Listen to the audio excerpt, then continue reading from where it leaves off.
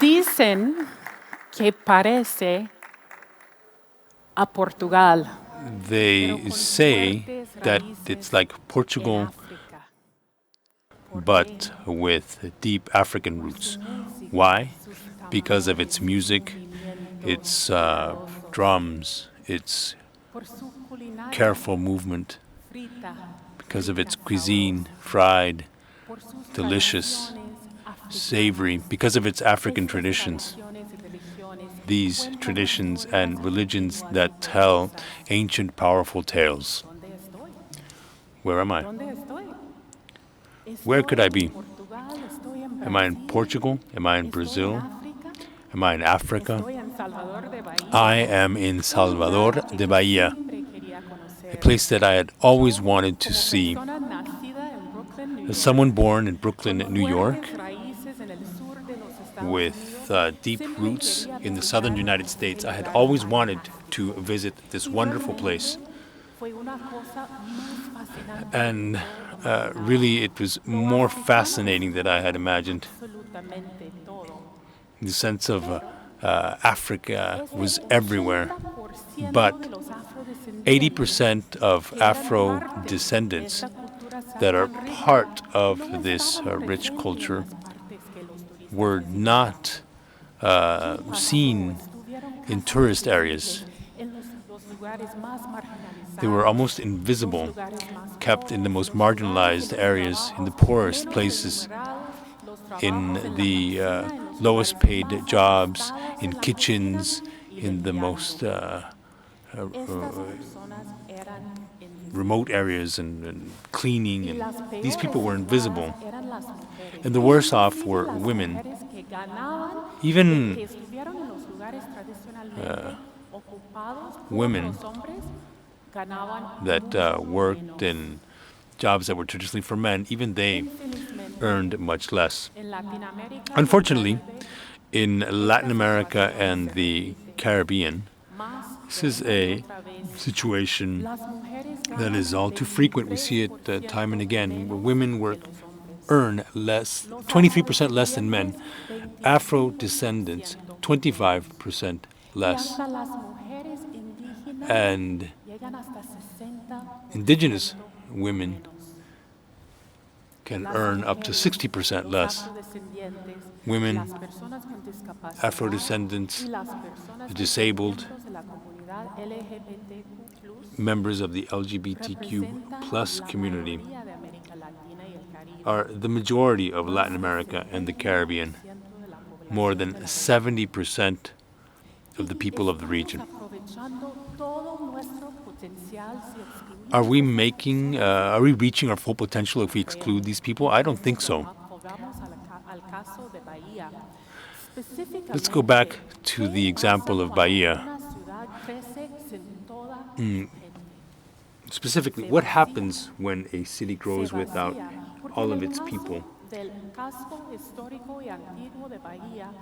It is it becomes empty because in Bahia, the cradle of Afro-descendant culture, 2/3 of its population left the city. These were the people who were the stewards of all of the cultural elements, gastronomy, culture, everything that's needed for economic growth. They were left out. What does that mean? That's like Spain without flamenco, or Italy without anyone to look after its gastronomy. It was tough. But what did Salvador decide to do? They decided to get to work. I was fortunate to be part of that process. And it was really smartly done. It was a process that started by listening to people, listening to their views, their ideas, their dreams.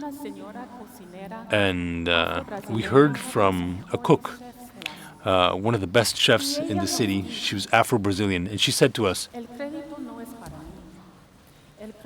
"It's not to my credit, or it's not. There is no credit for me.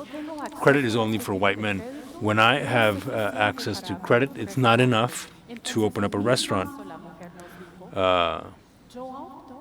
So the woman told us, I decided to build a restaurant in my house. I can only open 2-3 times per week if I'm lucky. It's a very common story in our region where 30% of women have barriers to accessing credit. But Paye decided to make a change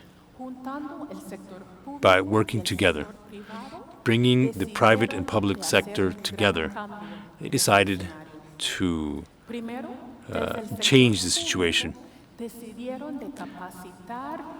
First, for the public sector, they decided to provide training and to enable bringing in these businesses into the formal sector in Brazil.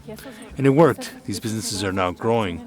These businesses now have a way to achieve their dreams.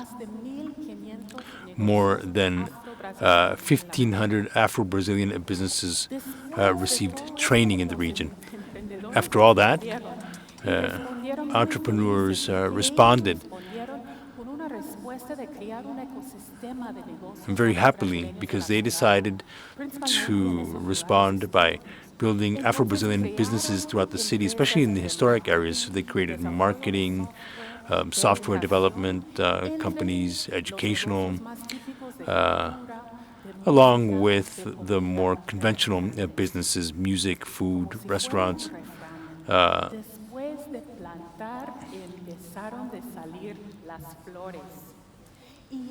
After the seeds were sown, the flowers bloomed, as if it were an adage.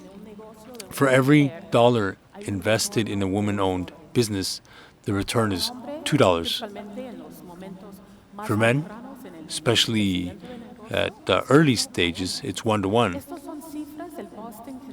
These are numbers from the Boston Consulting Group. We've seen evidence of this in other parts of the region.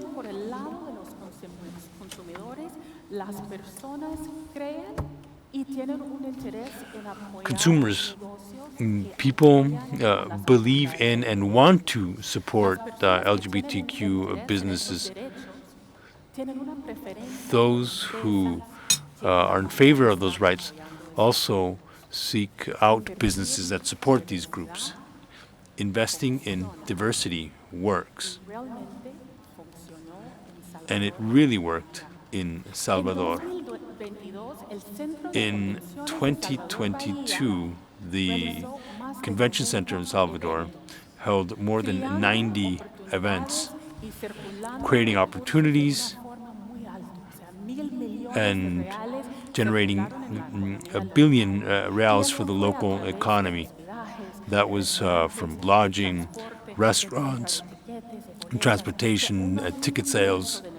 So it was a whole universe of business that was generated around that tourist movement. And this year, projections are calling for more. 9% growth in these businesses this year for those types of activities around the convention center. What did I learn from all of this wonderful story around Salvador? First, I learned that it really is possible to achieve economic growth that includes everyone. Second, I learned that having a more level playing field for business results in